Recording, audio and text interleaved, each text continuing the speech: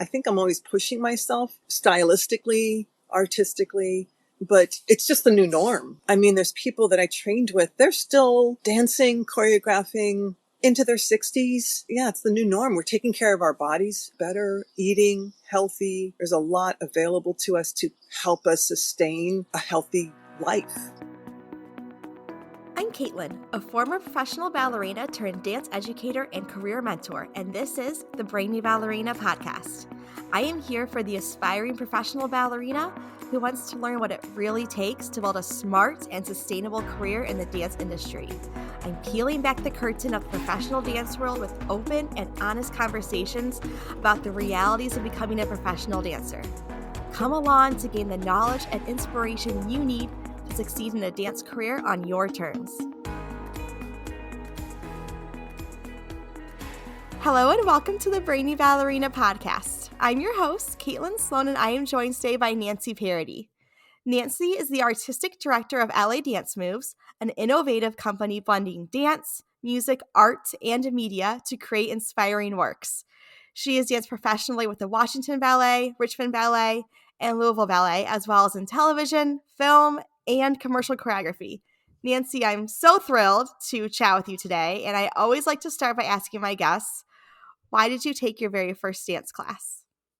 Well, hello, Caitlin. Thank you for having me. Oh my gosh, my very first dance class. My mom thought it was a great idea because I was in a family of 5 older brothers. And she put me in ballet, and it was a class at my elementary school, and it was in the cafeteria, and we held on to the backs of chairs. And it was Madame Binda, and I loved it. Very first class. I loved it. And from there, what was your training like growing up? My training was not your typical ballerina in training. 1 class a week. We lived in rural Virginia. I mean, I loved it, but that's what we could do. It was 1 class a week. And then at a pivotal point from elementary school to middle school, my parents moved us into, I say the boonies of Virginia, further into Orange County, Virginia. So it was really difficult to get to a very good studio. So again, that 1 class a week, we did this drive out, 45-minute drive and 45-minute home. So it was very limited. In fact, one day I came home from school and my dad had surprised me and made me a little dance studio downstairs with a floorboard and a bar and a mirror. And that was incredible because I used to do home workouts and stuff. And then as we were seeing that I needed better training and I was progressing, we went even further away, and it took an hour and a half to get to this class, take my training, come home. And it was very not what you would think, very minimal, but my focus was there and my drive was there. So how did you make the jump from this limited training you had into a professional career? It's incredible. I auditioned for the Washington Ballet, right? They had a trainee program, and it was the onset of the summer, and they took me at 15. So I guess I was doing something right, or enough that they saw we could train this person. This person there's potential here. And what happened is I figured that was an opportunity of a lifetime. I did leave home at a very young age. I had just finished 10th grade in high school, but that's where the metamorphosis really happened. That daily company class, being thrown into rehearsal, understudying the big company. I was just a trainee, and my body transformed. And that's where I really saw that at first I had overdeveloped my muscles from working at home without being supervised. That really leaned out, and the turnout and the strength. And it just like within months, this metamorphosis happened. So I felt very blessed that I was accepted into that program. How was it moving away from home at a young age for you?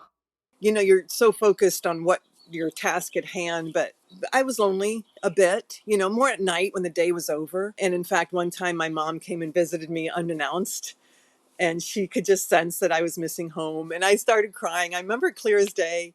And we had a great weekend, her visiting me. And just knowing that they were only an hour and a half away was, a lot better than being all the way on the other coast. But, it was hard. It's an adjustment. But you're also living this life that you imagined for, so many years. So it's very surreal. From the trainee program, what was your next step in your career? Well, First of all, I want to say that trainee program was incredible. And for your ballerinas and dancers listening, I want you to pull up the name Chu San Go. He was resident choreographer at Washington Ballet and Singapore Ballet. So I would be watching these rehearsals and understudying. My first ballet was called Octet Plus Four, which he had a really wide array of choreographic works. And I understudied that and wound up being put in. So I was just kind of thrown into company life right away. So I felt like I knew I wasn't in the company, but I was working as if I was. The experience was incredible. My first ballet I did was Balanchine's Serenade in C, and to this day, just warms my heart to hear that music. So I think I would have kept going on this streak, but there was a huge change at Washington Ballet. Mary Day was getting older. There was a change of ownership of artistic directors. Something was going on. I was too young to know exactly what, but what they had made available to many of us, they ended. So Caitlin, I don't even know how back then we even knew where were audition notices then, Yeah. newspaper, dance magazine. Somehow we found the information. But Richmond Ballet was holding an audition, which I had missed, but they were creating their first regional company of Virginia. Virginia did not have a professional ballet company. So I actually went there and did a company class for an audition. And that was my next transition. They took me on as a first time company member. And that was the beginning of a wonderful and long career and relationship. So you were one of the original members of that Yes. company? Yes. Wow. Yes. How amazing. And the original director, Stoner Winslet, just stepped down from artistic director to associate director. And Ma Kong is now artistic director. But that was a 40-year run. Wow. Incredible. This person had a huge part to play in shaping my career, and everything about it, everything that she brought to the company. Yeah. Can you share more about that? Well, she had the insight back then, even in the first year, of diversity, of giving the audience different Balanchine, classical, modern, contemporary, on point, off point. Back then, 40 years ago, I joined in 84, 88. Diversity in dancers, African American dancers who were phenomenal. She just had that insight that I need to embrace everybody's talents choreographically and the dancers. And like we felt that, we felt like we were sort of this odd mix of people coming together and we all had wonderful things to contribute. So it was, really a warm family, be seen for what you bring atmosphere. And she continued that, all through her career and through the growth of Richmond Ballet. Do you have a favorite role that you danced with Richmond Ballet? Well, as I progressed from trainee company member to principal, it was the fourth year that I did the lead in Carmina Burana, which is a modern contemporary ballet from John Butler. And I just dug into that role. It was surreal. You're having live choir, live orchestra. It's set back in times of the monks, very dramatic. I love the choreographies. And to this day, it's my favorite role. What took you from Richmond to Louisville? This is so crazy. I felt the need to move from my hometown, home state. I'm not sure what that was, possibly getting out of the South as well. But I wanted to see if I could make it beyond my hometown. I don't know if anybody else has that sort of feeling. So, but I traveled by train to New York and did the audition for Louisville Ballet in New York. And I was accepted into the company, packed up my things, had my conversation with the director, and I want to move on. And then I wind up in Louisville. I'm like, oh my, what am I thinking? I'm more south than ever before. The town was, Louisville's very south. But I think just that feeling of wanting to spread my wings, go out in the world, see what else there is. And the company was lovely, but it was very obvious that the breakdown, everybody's roles was very specific, very set. So there was the snow, be in the corps this semester or this season, and then be a principal. And that, there wasn't that. You were in your role. That was a shocker for me and a bit of a downer. So I did sign my second year contract. I thought, things are going pretty well. Let's see how this rolls. But then something very big happened. Let's quickly pause this episode so I can share with you one of my favorite snacks that I have been loving lately.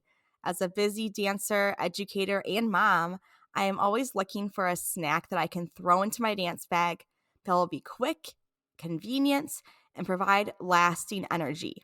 That's why I was so excited to find Aloha protein bars. Aloha bars give me everything I need. With 14 grams of plant based protein and 10 grams of fiber, I can count on this snack to keep me going. Plus, they are delicious. My favorite flavors are the coconut chocolate almond and the lemon cashew. But honestly, you cannot go wrong. These products are vegan, gluten free, and certified organic. And the best news is you can get 20% off your first order with code BrainyBallerina. Head to the show notes and click the link to try Aloha protein bars for yourself today. Well, I had a boyfriend that was a bit of I guess he just followed me. He was in Richmond Ballet. He followed me to Louisville mid-season, and of course, they grabbed him, took him right in because it was Nutcracker season. But ultimately, he wanted to be an actor in LA. So once the season was over, it was the beginning of the summer. He wanted to drive to LA, and I'm like, great, I'll drive with you, help you with the drive, get you settled. He was going to stay with a friend and begin his life as an actor. And I made the mistake of taking a commercial jazz class out here, and it was incredible. And I made a decision. I went back and broke my contract and grabbed some things and moved to LA. So, taking that class, what did you feel in that moment? Freedom. I personally had a love-hate with the classical ballet, with the turnout, with the, regiment, with some days were good days, most days were struggles. And I just had this freedom. Like I felt like I was in the right place with the jazz, with freedom of even, wearing a little top and jazz pants and the music. And back then we had Paula Abdul, Janet Jackson, Michael Jackson, Prince. Like it was just on and on, the opportunity and the things to strive for in the commercial industry. So the buzz, like you're in class, you're working hard because you're going to go to these auditions. The buzz was just overwhelming. And it was just a place in my life. I was like, well, maybe it's time for me to make a change. And I just dove in. What was your first job in LA?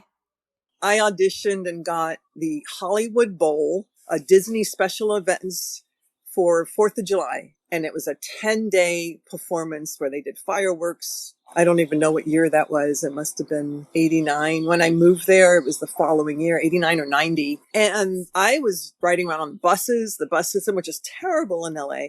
And that job, 10 days plus rehearsal, I was able to buy my first car.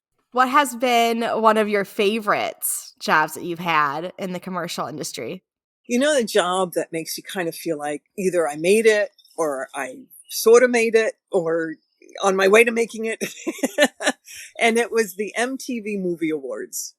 There was a hot singer at the time, Robbie Williams, who's a British singer, and he did this one song. It's actually on YouTube. People can look it up. It's called Millennium. So this was 1999, big buzz of the turn of the into 2000.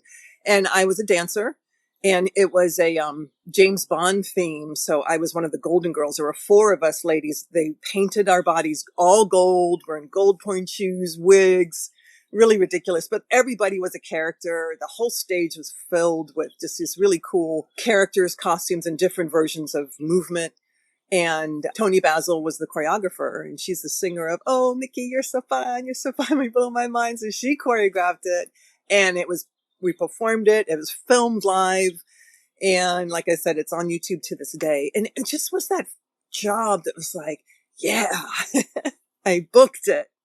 And it was also the job that had me feel good enough about my accomplishment that I was ready to start a family because my husband and I had been married for 7 years. So it was pivotal, huge. What would you say are the major differences, in your opinion, between dancing with ballet companies versus doing more commercial work? So commercial work and freelance ballerinas too, freelance dancers, it's the gig life, independent contractor life, self-employed freelancer, all those words are all the same. Company life, one, you have the stability of a contract you sign. A lot of times it's not for the entire year, 30 weeks, whatever. So you have that, okay, I have income coming in, but also what happens is this team, if you choose your company correctly or do your research before choosing your company for the atmosphere, it can be wonderful. You're a family, you finish one performance, you start getting ready for the next. It's just this flow. It's go, go, go. Gig life, you're on a job and you're thinking about how am I going to book the next one? like you're always in the future, and you try to enjoy, what you're doing at the time, but it's just never ending that you have to, hustle. You're hustling, you're booking. And some people make it look really easy and make it work. And some people just prefer that, or they've done the company life and they like the diversity of all the different things they get to work on. But I do know that my husband calls it gypsy life, almost like the life of a musician too. It's just, you're just bouncing around. So you really have to find yourself in that kind of life. How have you balanced being a working mom and a dancer and a choreographer and all the things? Yeah. Well, then I was out of ballet life as far as ballet company life. So I didn't have that pressure of leaving a company to have a baby. Which, by the way, I just want to say this. Companies now are really embracing their female ballerinas having a family. And they make space for that. And then they come back when they're ready. And two ladies at Richmond Ballet had little babies, little children. I'm like, this is fantastic. Because in the old days, that was the end of your career. That was it.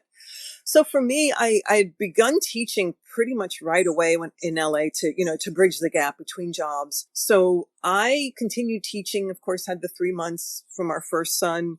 I think it was even 2.5 months. And I went back to teaching and continuing my craft and choreographically. And I didn't do as much performing then when our children were young.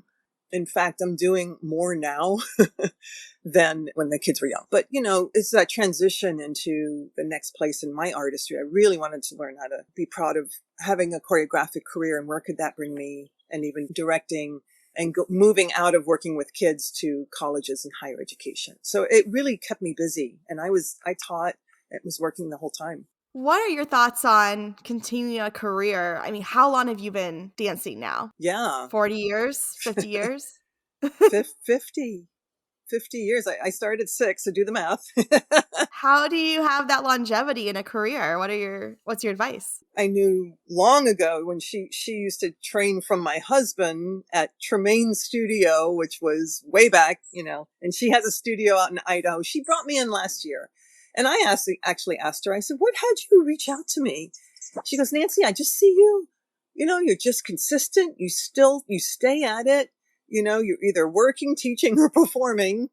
And it's the real deal, And so I take ballet class a couple times a week. I give myself a bar here in my backyard. I teach, I choreograph. My husband and I take ballroom classes together. We always did salsa, but we wanted to fine tune that.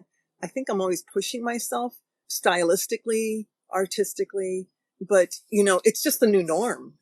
I mean, there's people that I trained with, they're still dancing, choreographing into their 60s. Like I said, yeah, it's the new norm. We're taking care of our bodies, I think, better, eating healthy. There's a lot available to us to help us sustain a healthy life and attitude and approach. How did you get into starting a company? How did LA Dance Moves start? Did you always see yourself taking that path as a director? No, neither having a school or studio, none of that. But there's a backstory to what was called dancemoves.com. And that was before my husband and I had a family, like he was a commercial jazz dancer and he really had a phenomenal career working with Michael Jackson, Prince, Paul Abdul. It was just really, really phenomenal to watch him take off, but his style was very different than me and very athletic. So we actually had a small company called Dance Moves, and we would provide small groups of dancers to the film industry. And we also did light stunt work. We did weapon work and stunt driving. And that was really cool. But we laid that down once we had the family. So fast forward, I was choreographing at the college I teach at still now. I've been there 19 years. And it was around 2012 that I did a really meaningful piece.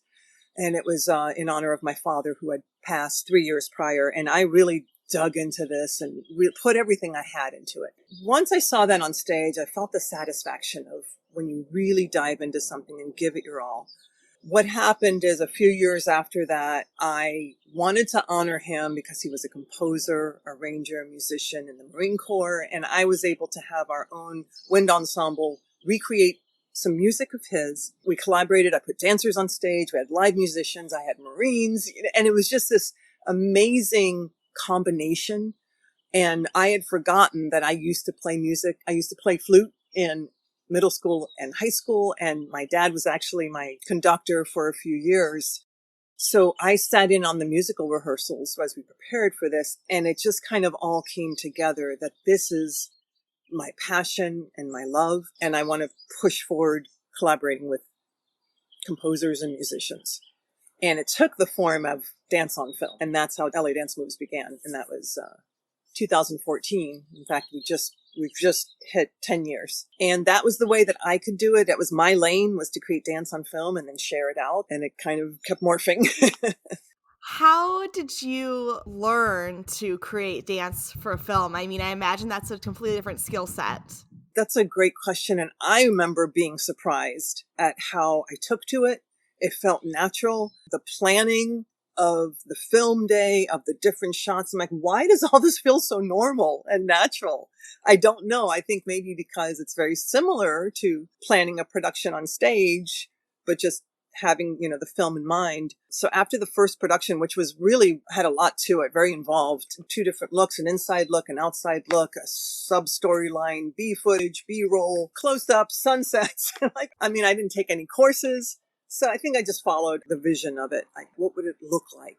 So you kind of see the end product and then work backwards. What's your vision for LA Dance Moves?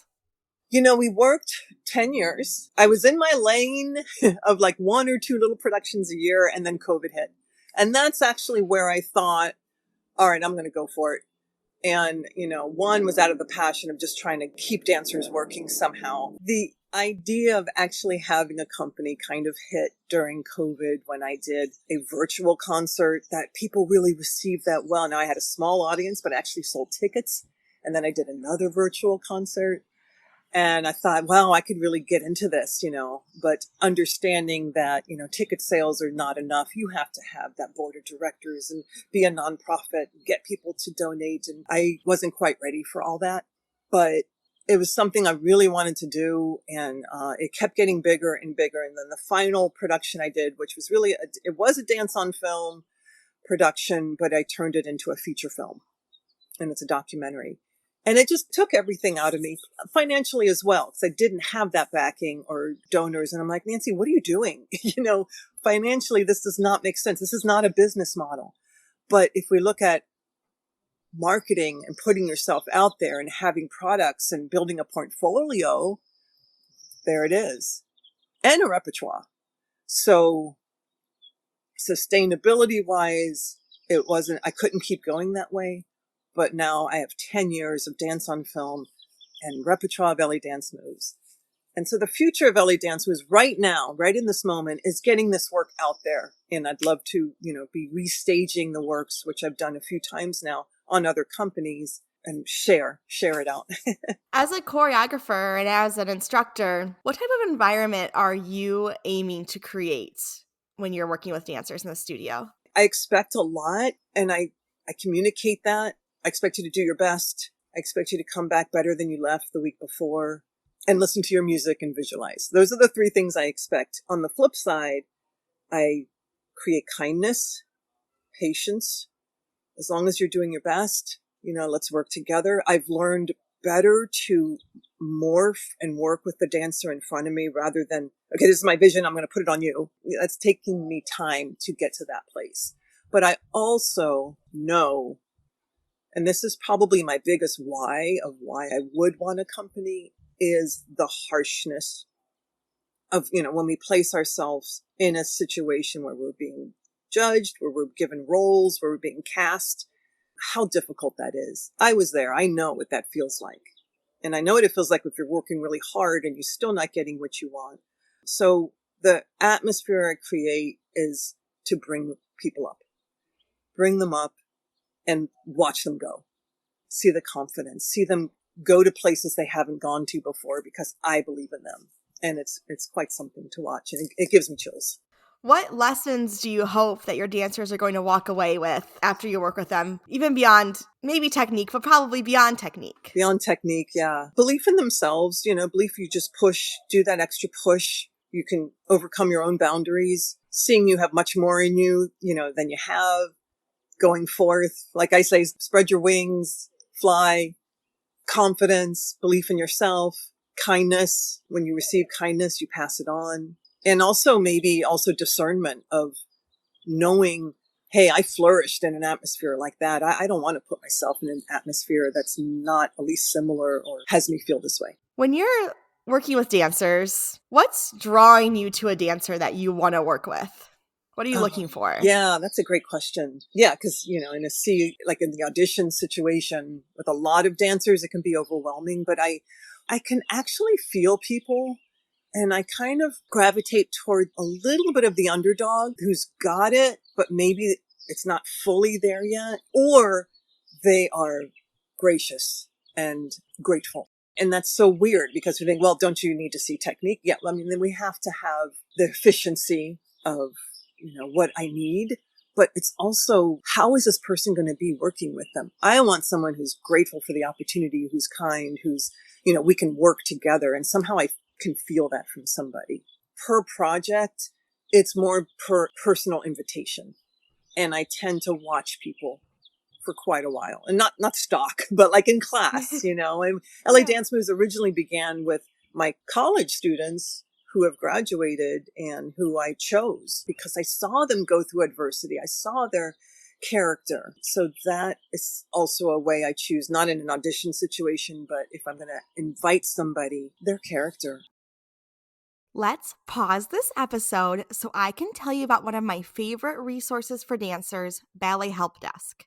If you've been loving the Brainy Ballerina podcast, you'll want to add the Ballet Help Desk pod to your list. This is the premier podcast for dance parents, and hosts Brett and Jenny share weekly expert insights on supporting your students' ballet education.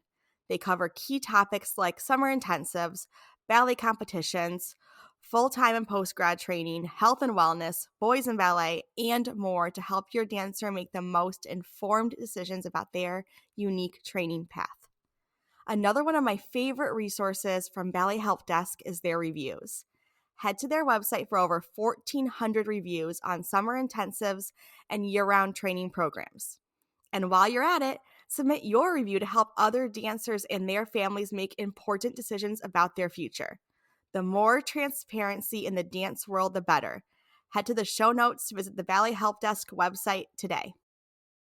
So can you give us some advice for a dancer who's maybe a freelancer in LA? How could they stand out to someone like you, a director who's casting dancers for our work? Showing up, do the work, going to class is a big one. Being in class, believe it or not. And then the habits you have in your class. People are watching, and it's in ballet, we're all focusing on ourselves, of course, but if someone has not a good habit, that draws our attention more so than the other way around. So an example of this is in class is a beautiful ballerina I was watching and really wanted to work with, but she wouldn't finish her pirouettes. She would do, and then she had her point shoes on in center. She would go for a double. She'd flop out of it and just let her body just, she gave up. But that was a habit that I saw, and I didn't see her like stick it and push the next time. So what I want to say is it is a community and people are watching and we see your habits. What do you want us to see? So what do you want to see? Like, what would be the thing that would make you say, oh, I know you mentioned a few things, but like in a classroom setting, like someone's working on a combination, what's a habit that they have that's a good habit that you would be like, yes, that's what I want? Great question. Well, listening to corrections from somebody else, like stopping what you're doing and listening, attentiveness, going in multiple groups, doing a combination again, just that eagerness, that wanting it, that feeling of wanting it, correcting yourself, working on things that are not working well. Maybe staying a few minutes after class, getting there early, warming up, pleasant, happy to be there, happy with your colleagues, as opposed to this love-hate relationship we can have with ballet, kind of do a check on that. Let the things that you do really well flourish, but make sure that the things that aren't working so well, and those can be heavy on you. It's like a monkey on your back. You want to break those apart and fix things. So seeing a dancer, even if maybe their pirouettes aren't going well, seeing them persevere through that moment as opposed to giving up. Persevere. Even if it's not perfect. Yes. As a freelance choreographer, dancer, all the things, how do you find opportunities? How have you created a name for yourself in this industry? Oh, that's so great. It's community. It really is. I made the mistake of thinking, oh, I'm going to create these works and it's going to go online and I can reach people all over the world. And while that's true and available to us, it really is community. People love working with who they know and who they've worked with, and they've had a great experience. And you just sort of expand this network. People refer and think of you. My mistake of thinking worldwide is that people really want to honor within their community and work with you and refer you. That has been an interesting realization. So LA Dance Moves was me creating this opportunity for myself and for my dancers. And then from that, people I've embraced who either supported my mission or just supported, watching my work, and we created a relationship. What are your dreams or your goals? Like, what do you want to do next in your career? Well, like I said, I want LA Dance Moves, the repertoire, to live on, because whenever you restage something, it's always better. And, you can restage it for the abilities of the dancers, at that company. So that is a goal of mine. I want to inspire our young artists. I think it's a lot harder than it was when we were training. I think the distraction and what's put on them. So I want to find platforms where I can inspire our artists, whether that's in convention work or lecture. But if I could have a board of directors and donors, if I'm at a place where I could welcome that back into my life, I would like to have a company that invites dancers in almost a rehabilitation type atmosphere. You're such a business savvy woman. I always really admire that about you and just the way you're able to navigate that side of the business. So I'd love if you could share for us any advice you have on that behind the scenes business aspect of the dance world that we don't always talk about as much. No, that's really fantastic. And I think dancers should know this because it gives you a broader empathy toward everything that goes on. And so one thing I wanted to say about working with freelance dancers is, when I did in particular this huge filming that I morphed into a film, this was still during the pandemic. It was in 2021. It was unreal. And when we did this live filming in front of an audience, the day, it's surreal. I can't believe this is all coming together. And this is going to sound a little harsh, but I want your dancers, your listeners, to hear this. That day was done. We packed up. We couldn't really all go out for a drink or food. Everybody else had to. So we said goodbye. The next day, day after that, nothing. No, wow, that was really amazing, Nancy, or check in, or what are the next steps with all the footage? And I actually wound up getting really sick 2 days after this filming. I actually got COVID and I was really sick. And it was sort of a double whammy that, oh, they've just moved on. They've moved on to the next gig. This isn't even in their minds. And it was a harsh reality that that's what your director goes through. You think you've created this family, but unlike company life where we're going to see each other on Monday again, they've moved on. And that was a harsh reality. So what I would like dancers to know about is everything your director, has to do to put together a production.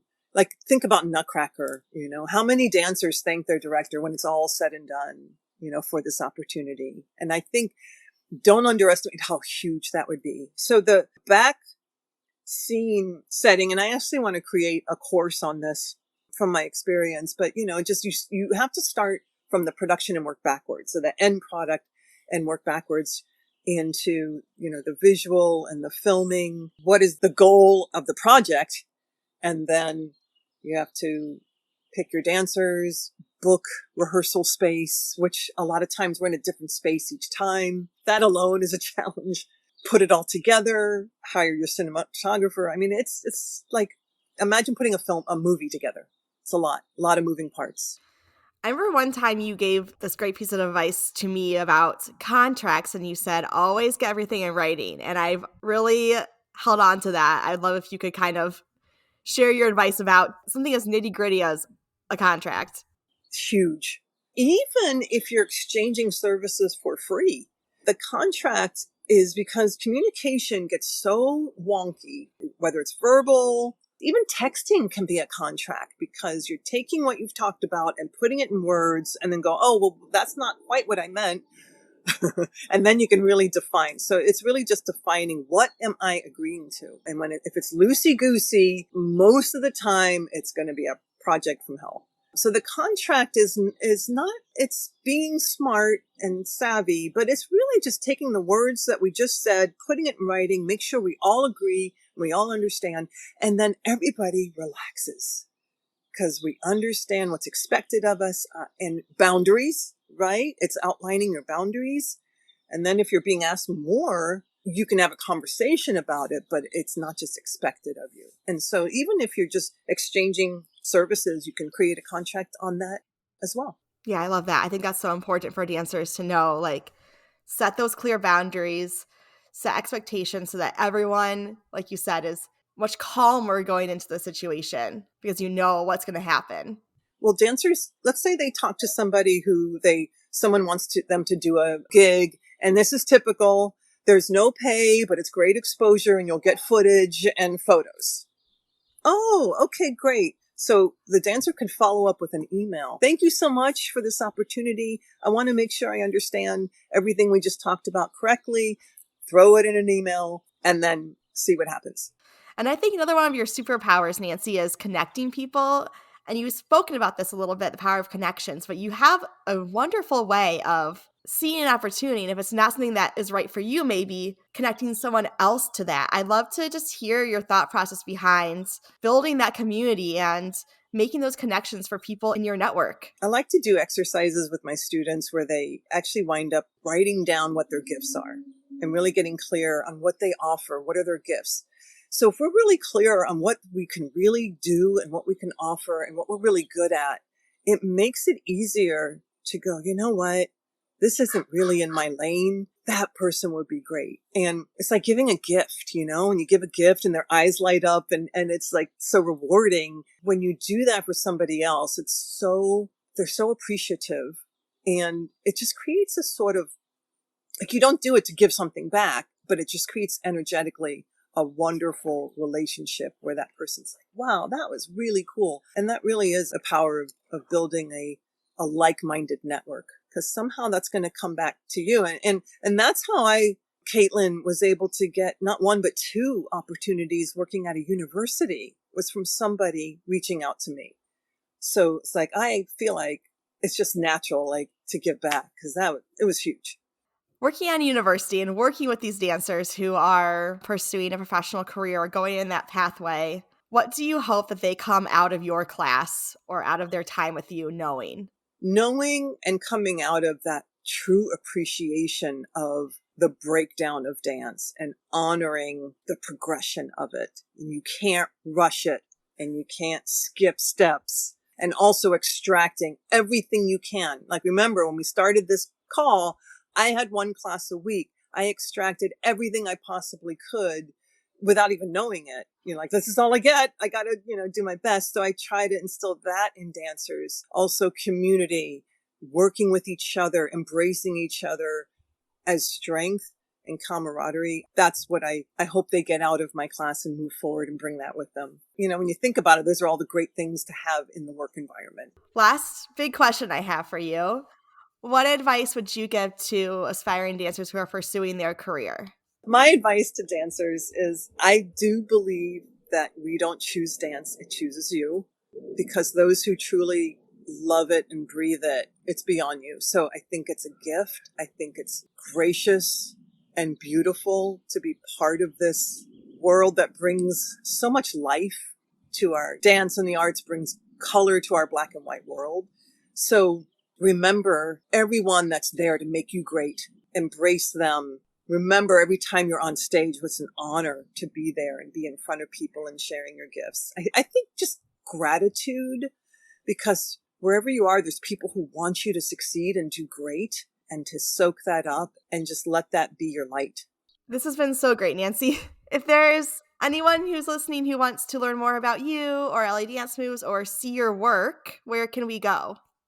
Okay, awesome. The easiest is LA Dance Moves on YouTube or Nancy Paradis. Either way, it's going to pop up. And What I'm working on right now is the artist series, which is talking about 10 years of my productions. So you can kind of dive into that or just see all the works. There's also ladancemoves.com, where it's my hub, and you can see a lot of stuff there. Amazing. Thank you so much for this, Nancy. It was so great to connect with you, and thank you for sharing all of your wisdom. Caitlin, thank you for doing everything you do to the dance community and hosting this and having me as your guest. Thank you for tuning in to the Brainy Ballerina podcast. If you found this episode insightful, entertaining, or maybe a bit of both, I would so appreciate you taking a moment to leave a rating and hit subscribe. By subscribing, you'll never miss an episode, and you'll join our community of dancers passionate about building a smart and sustainable career in the dance industry. Plus, your ratings help others discover the show too. I'll be back with a new episode next week. In the meantime, be sure to follow along on Instagram at The Brainy Ballerina for your daily dose of dance career guidance.